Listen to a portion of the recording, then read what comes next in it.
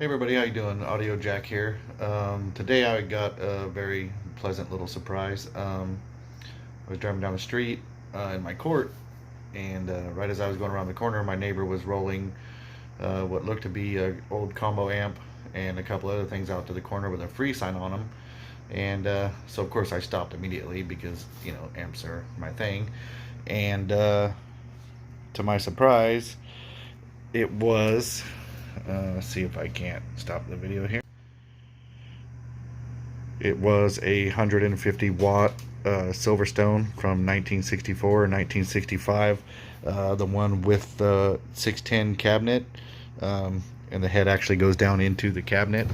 So today I did power it on. It comes on, and if you bounce it, I can hear an output through the reverb.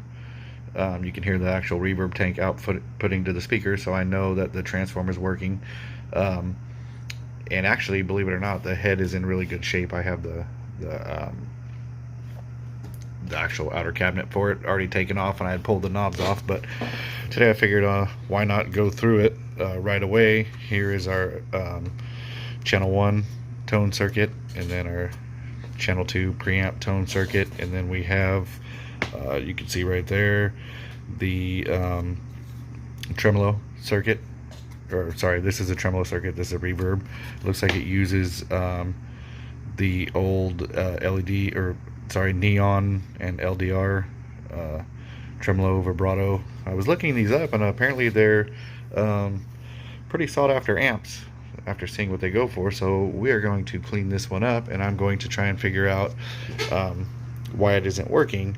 And what I thought was pretty cool, I wanted to put in the video, is this is actually the reverb tank here. It's like some sort of a cardboard tube on a couple of rolled spring steel holders, and I can see that it's starting to come apart here on the end. Just little simple stuff that I'll fix and clean up. A monster transformer in it. It is 150 watts. This looks to be like a gigantic capacitor, and then we either have a choke or output transformer. I haven't looked at it too closely yet. I just got so excited that I just picked this up for free out front. Just happened to drive by right at the right time, and the speakers do work. I already hooked them up to the JMP Marshall head I have, and all 6 of them work, and they aren't blown out. It has the Jensen special designs, 6 of them in it, and I'm super stoked. So first things first, I pulled the knobs off. I'm gonna pull the jacks off, and then we'll try and get this front plate off, because I want to clean it up real nice without losing any of the lettering. It's in really good shape. It's just dirty. There was a little bit of I thought it was rust at first, but it's I believe this front cover is aluminum, so it can't be rust. It's just some kind of debris. Both channels aren't working. You can hear static input and output, so it could be something as simple as a dirty pot or a bad I believe they have paper caps in there. So on this one, I'm going to try and keep it as original as possible, but we'll do a little walkthrough here and see what we can do to get it going again. So hold tight, and I'm going to pull this front panel off, and we'll get to work. Okay, so I used just a little bit of automotive wax, no chemical cleaners, and with the exception of a couple little spots where it's actually going to be covered by the knobs, the front of this amp cleaned up beautifully. I might give it another little go. Unfortunately, I had to trim the wires for the on and off light, but that's no big deal because I cut them right at the source. To me, it's better to break the solder joints than it is to break the light trying to take it out. But front cover's off, and man, what a beautiful lamp on the inside. Give you a quick little glimpse of how it's built. Very well. I can't wait to get it going and play it. And then up top here we have just 3 separate PCB boards, 4 actually, tremolo, reverb, channel 1 and channel 2. So what I'm going to go ahead and do now, before I get too deep into this video, is I'm going to grab my multimeter and see if I can't run across and just see if any obvious problems. Doesn't look like this amp's ever been touched before, and what I might end up doing is taking out the actual the large capacitor and the transformer and cleaning them up really good, because there is a little bit of surface rust starting, and I really don't like rust on any of my equipment. It's never good whether it's been there for a while or not. So I'm gonna run through, do a couple quick tests, and we'll see if we can find anything obvious. Okay, so like a lot of things in my life, I went ahead and jumped the gun before figuring out what's wrong with the actual amp. I went ahead and pulled the reverb unit out because I'm not sure if you can see, but it's starting to separate on the end, and there's some pins that slide in to hold it together. So I'm going to clean it up real nice, and then I'm going to put a tiny bit of adhesive so the tube doesn't come apart for the reverb. And then I also pulled the power transformer. I did a quick test on it. Transformer's fine, so I scuffed it up, took a little bit of the surface rust off of it, and then I re-blacked it out, because I don't only just want to fix this amp, I actually want it to look really nice from the front and the back. So next, I think I'm going to clean up behind the heat sinks. We have a transistor down here that I am going to test. It's got a little bit of rust on it, but I'm just going to go through, clean this up, clean up this back panel, a little bit of aluminum cleaner and soft brush, and I just want to get it cleaned up. That way, on this head unit, when it's sitting on top of the cabinet, you can actually see everything on the back of this amp, and it looks really bad when it's rusty. So I'm going to go ahead, clean off some of the surface rust, polish it up, and we'll go from there. Okay, so hopefully this exposure shows up alright. So I cleaned up the whole back of the amp, basically cleaned all the minor surface rust off. Transformer is black again instead of rusted, and the reverb tube. My whole point wasn't to make this look like a full restoration, but I did want to make it look like I didn't find it on the sidewalk and it's been sitting in somebody's garage for the past 15 years, and I think it cleaned up pretty nice. So now we'll move on to the first module that I already removed. This is the input 1. I'm going to run some tests on this. Have a feeling some of these dry electrolytics might be bad. Hopefully they work, but first things first, we'll test this out.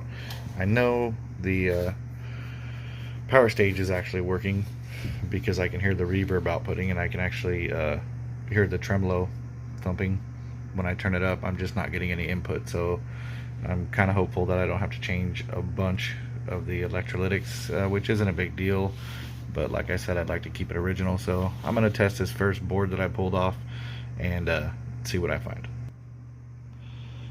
Okay, so far, first board for channel 1 on the input. I took apart all the pot valves, cleaned them with some deoxit, and then conditioned them. I tested the original electrolytics here, and believe it or not, the ESR was low and they were fine, but unfortunately the cardboard capacitors on the end here were shot, and I had to replace them, you know. And then to kind of keep with the whole design of the amp, I used axial electrolytics and put them in the same way that the originals came out, but doesn't give me a lot of hope as far as underneath for the power section, just because I was hearing the reverb and everything. Doesn't mean the power section was actually outputting what it should. So I have a feeling that I'm gonna have to replace all of the cardboard, paper, whatever you want to call them, original capacitors in the amp. But this first section here, now that I dropped it, is actually complete and should work. Everything else tested out okay. I was able to keep all of the original tone caps, everything that matters, so shouldn't be an issue. We got the two electrolytics on the end replaced So I'm going to do this on the next two boards, and then we'll do the power section.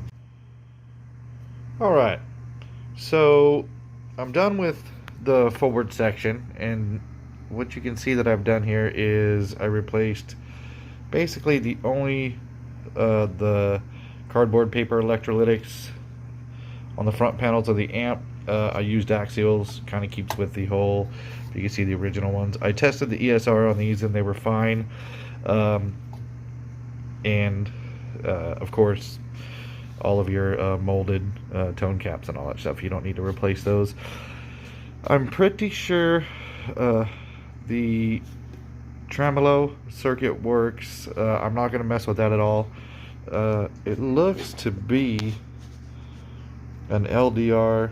I'd have to check because there's also a transistor there, but it looks to be the neon and LDR, like I said earlier, which is was common on the older Fender amps. But this is actually a really cool, well-built amp for being, you know, a Sears only product. I can see why people are asking so much for them. You know, vintage, I guess, collectors, but I've seen some of them going for like $4.99, stuff like that. But anyways, enough with the rambling. What I'm going to do now is I'm just going to replace only the capacitors underneath. I looked around, I have everyone here in stock except for I think one of the 500 microfarad. These are all 25s, which you can tell the new ones are just tiny compared to the old gigantic ones. These are 250s, I believe, so we might put 220s there. But I'm gonna go ahead, replace these out, and hopefully this amp should work. Didn't look like I had any of the transistors burned out or anything like that, so I'm really digging this amp. It's the first one I've ever worked on. I got it for free. It's a win-win. I don't mind throwing a few caps here and there at it to see if it'll work.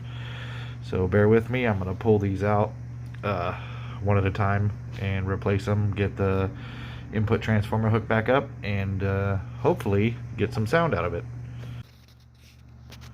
Alright, so there we have it. Today's capacitors, obviously, when you go from something like this to, you know, something like that, leaves a lot of empty space. But these are caps I had laying around. They're all audio grade, but if it does work, I think I'll go back and put some axials in here so at least they look correct. But I used what I had on hand and got her all put back together. The front cleaned up very nice. Let me see if I could zoom out here so you can see it. Very nicely. Got her all back together. One more knob I need to put on, and I'll be able to put it back in the head, and we'll see if it'll play. Alright, so I halfway set it back together. The head's just sitting in there, but as you can see, I have the what was it? I believe there are 610s in there. I haven't looked in the back yet, but I have some work to do on the cabinet. But picking this up for free this morning, being an amp tech, I mean, I couldn't have lucked out. My neighbor put it out for free, so let's see if it works. Still has a little bit of hiss. I don't have the head mounted in the cabinet yet. Oh, I actually have sound now. Should have thought this through a little bit more before I decided to try and film this. Wow. It's actually pretty loud.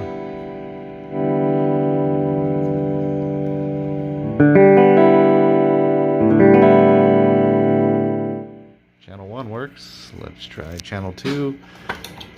And maybe some tremolo to go with it, if it works.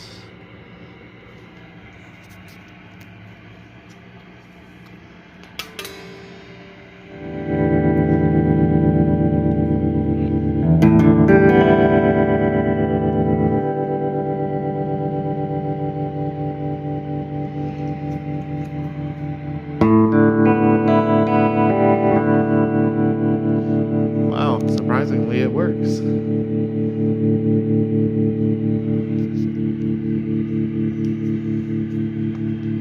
Alright.